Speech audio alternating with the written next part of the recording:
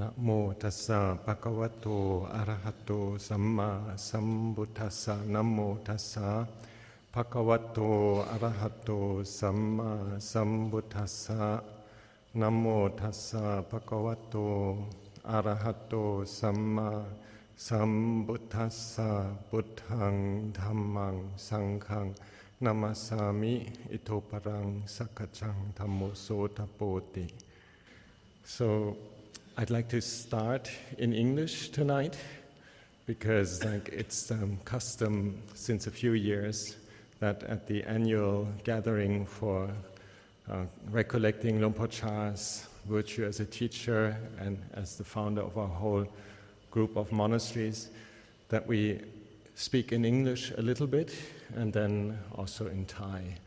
So I wanted to raise the famous quote of the Buddha, Kitcho manuso patilapo, Kitchang machanang chivitang, Kitchang satamma savanang, Kitcho buddhanamupadoti.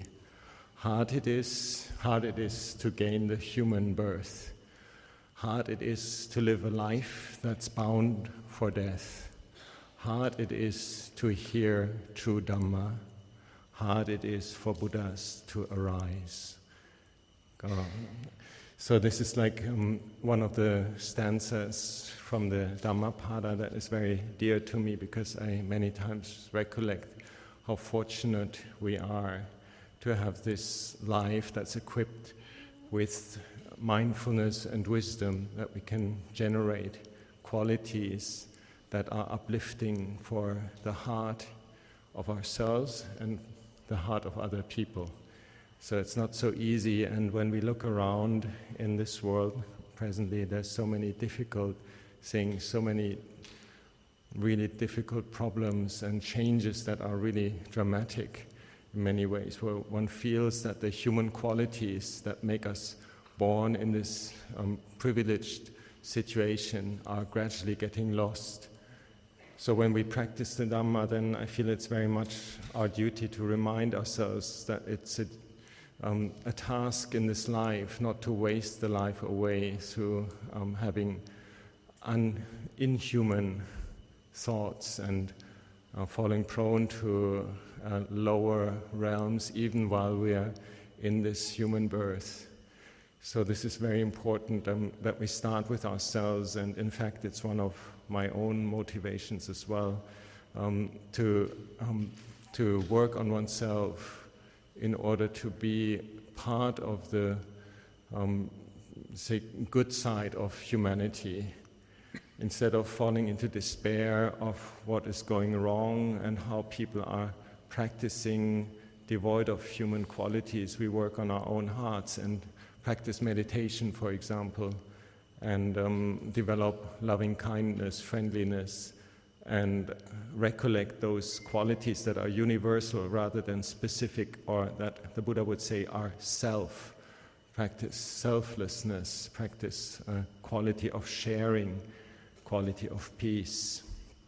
So this is one of the beautiful benefits of the practice of the Dhamma, is that it takes us out of our own self-centered view. For example, when we think about how we experience the Dhamma, the teachings of the Buddha, it's always in relationship to the surroundings, to nature, to human nature, or to the nature of life. So this is something I find very important, and it's something that our teacher Ajahn Chah has stressed a lot. Sometimes he says just simply, the Dhamma is all about nature, the way it is in itself. Or in Thai it would be Dhamma ku Dhamachad. The Dhamma, the teachings that the Buddha taught, they're all about something that is already there in the human heart or in the heart of beings or intrinsically there in nature. For example, impermanence, or the fact that it's always unsatisfactory to crave for something or to want something more, or even to count the time and check, what have I done, what am I going to do, is always insufficient. So then to be able to see this and rise up to the occasion to transcend these things to a quality of peace is one of the most beautiful things that I feel we can offer to society and also offer to ourselves. So the first part of this stanza is like Kicho Manuso Patilapo. It's hard to gain the human birth, so thinking about this precious opportunity that we have. And then it's also very, very hard to live this life, which is actually full of threatening and dangerous areas, and it leads to death. It's bound for death. It's something that we cannot be sure of. And one day we'll have like a real existential situation where we face fear and possibly worries. And how can we live our lives that we are free from worries, the very end of our life, that we can feel at peace with whatever we have done. There are many, many skillful means, and particularly in monasteries like Wat Pa Pong or all the monasteries in Thailand that practice. There's many ways of like enriching one's life such that one can already discard some of the worries and anxieties and live truly in the present moment with a sense of fulfillment. And all of us, we trust that this will be helpful when we face the fear of death or the hardship of being, as it says in the Dhammapada quote, a mortal, a machanang, somebody who is like bound for death. And of course, this is not something that people associate directly with Buddhist practice. When we think about the practice in foreign countries where there's a lot of meditation retreats and a lot of like emphasis on the positive sides of life. But eventually the test for us is, are we able to let go when we have to? Are we able to change our sense of like, this belongs to me, to be able to say, never mind, I can let it go, I can let it be. So this is a very, very important aspect of the teachings of the Buddha. And I remember from my time practicing in lay life, I did quite a few meditation retreats, and it was actually quite a special thing to write my name down on a list for a meditation retreat on death and dying. And even though I'd been kind of like semi-Buddhist quite a while already and doing all kinds of practices and also loved the meditation word Buddho, then to go as far as saying, look, I want to look, so to say, at the ending of life, that was a bit a daring enterprise, a daring undertaking. So, and it was good, of course, like, and the teacher was presenting it very humorous, like many of our teachers here in the forest tradition, they actually laugh about these things, like, haha, you're afraid of ghosts, haha, you're afraid of rebirth, you're afraid of like dying, and they take away the seriousness of it and give us a feeling of familiarity and that we don't have to worry. It's something that, of course, in our culture, like over there in Europe, America, we're very much like centered on present happiness and like success and things that we can hold on to materially. Whereas like the idea of letting go everything, even one's own life, and then being at peace with it is not so easy to develop or to find an anchor for in one's own awareness. So this is like the Buddha says, it's really difficult to live this life if it's limited, if it's bound for death. So I don't want to scare people. So, like the good thing is like also, like the feeling about like there is the Dhamma, the teaching or the laws of nature. It's all very natural. It's all something that is already there, whether we have like the teachings of the Buddha explicitly explaining it or not. Actually, when we practice the Dhamma, we gradually get to know that this is about the qualities of life in themselves, whether there is a Buddha or Lumpur Chah or a Kuba Ajahn or a lay teacher explaining these things or not. Actually, through this sense of being aware and being very, very committed to observing what is happening in our life, we can actually come to a state of being at peace with all these things that are arising in our life. And this is like the Dhamma, this is the principles of nature, like the Buddha said, like it's impermanent, it's constantly changing. It's not something that we can hold on to, this is only specifically for me, and this is mine, this I am. but it's constantly changing. There's aspects to it, there's causes and conditions. We're in this network of intertwinedness of things that arise and cease. Actually, we're not alone in this, there's something where we feel a connection to nature, and that is a really beautiful Dhamma teaching. But it's hard to see that because we're trained to see the specifics and trained to see our personal angle, trained to promote ourselves as persons, promote ourselves as success, and all kinds of things like that are actually not very natural, they're constructed.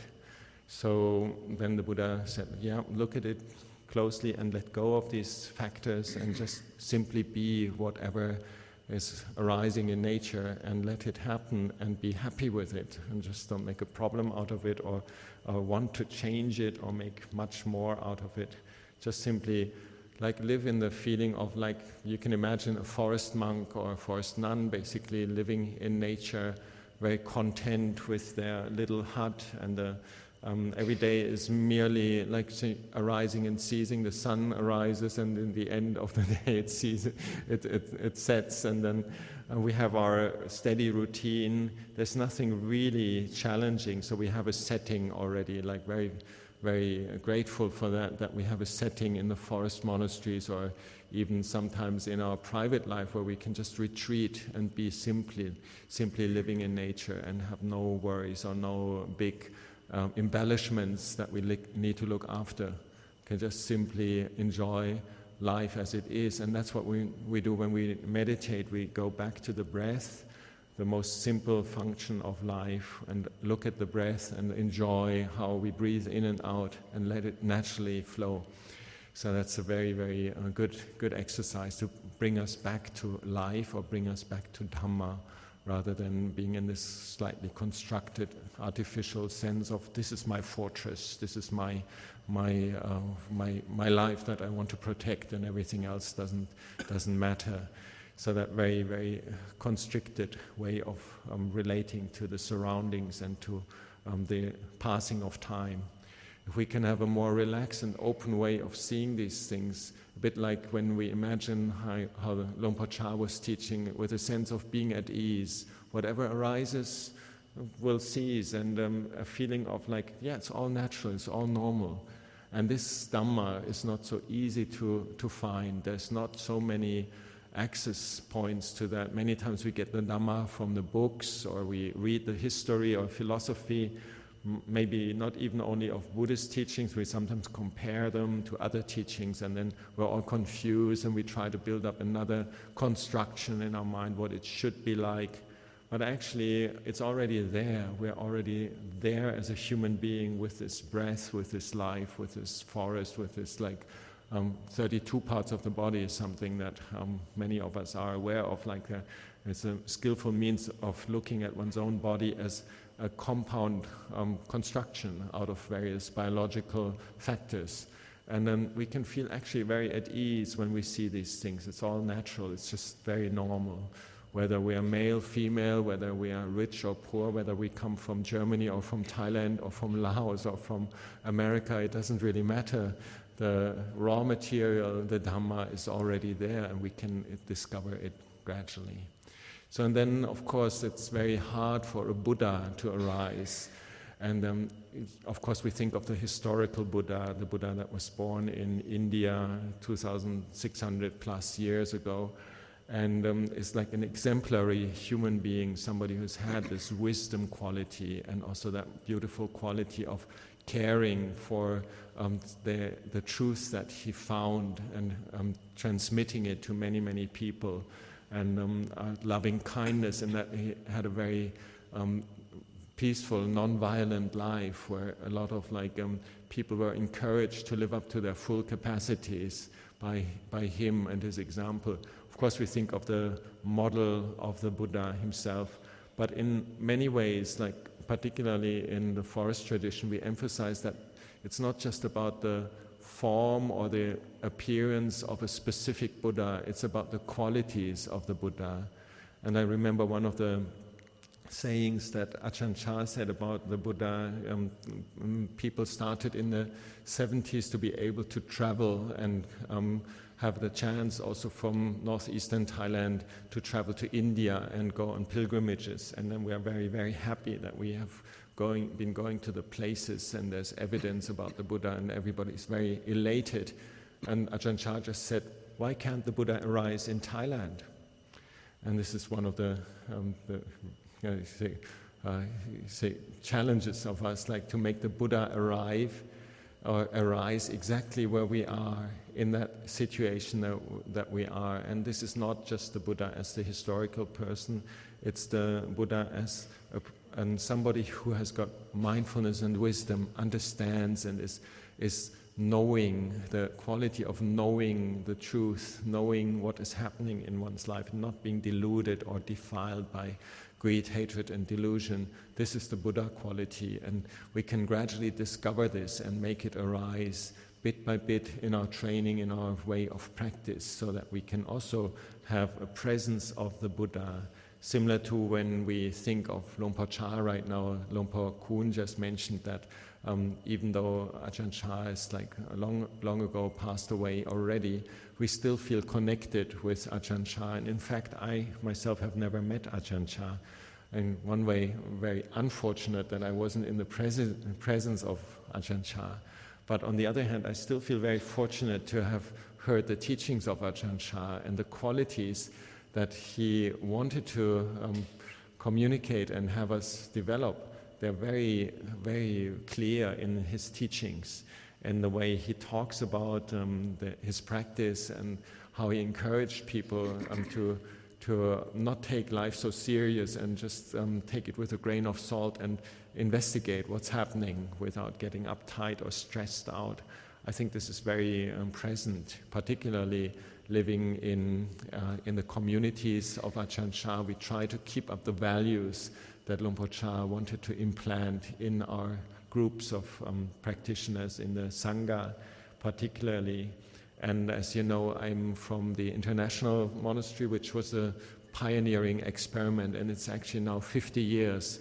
It's the 50th birthday of Wat Bhavanavajrajahn this year, and so it was 50 years ago that Lompa Sumeto was sent from Wat Pong from the presence of being in Ajahn Chah's presence. Like he was sent to another village about 6 kilometers away from Wat Pong from Ajahn Chah, and he said basically, you look after this monastery now, you develop a group of international monks and novices to practice in the spirit that I'm teaching, and please keep the parameters of the practice, the Vinaya, for example, the monks' rules, just as if you were here, and don't adapt them and just keep them and make them work for the international community.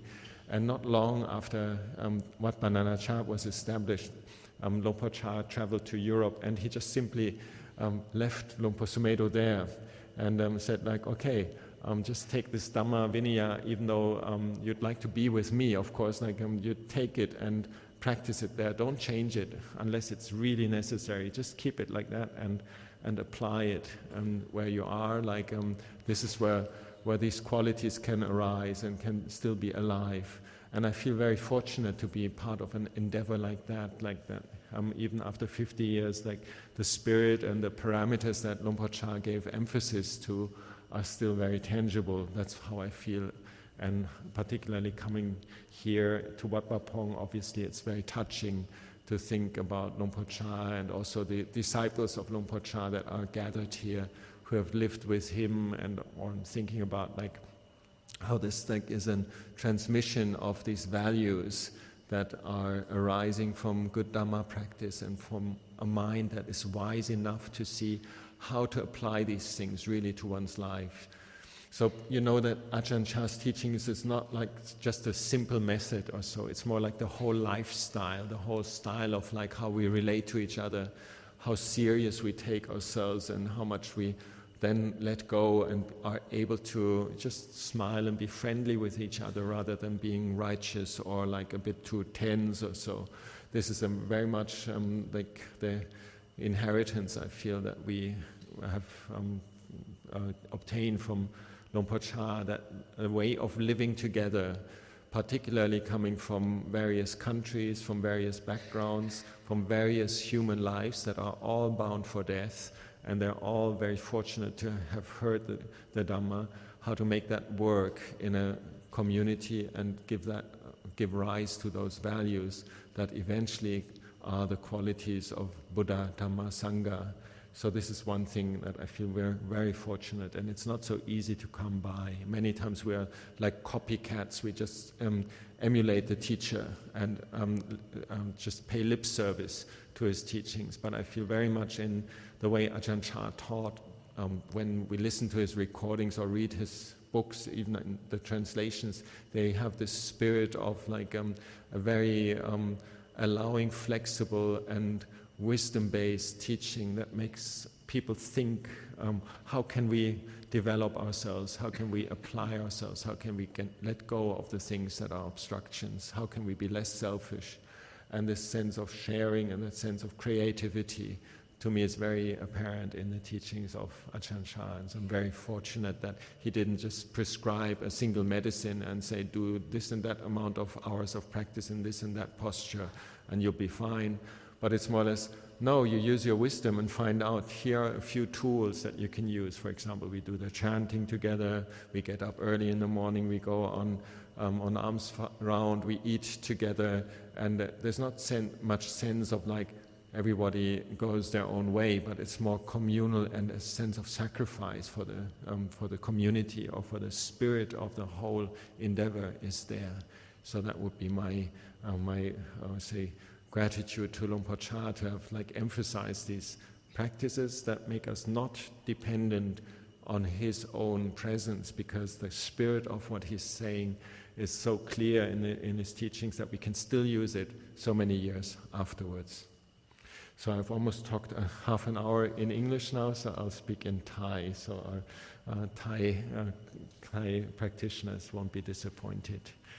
May all the things that I said be a source for inspiration and reflection, so that we can keep the spirit of like the preciousness of the human birth, preciousness of the life of a mortal, and the preciousness of the true Dhamma, and the preciousness of the Buddha arising, keeping those alive and making much of them.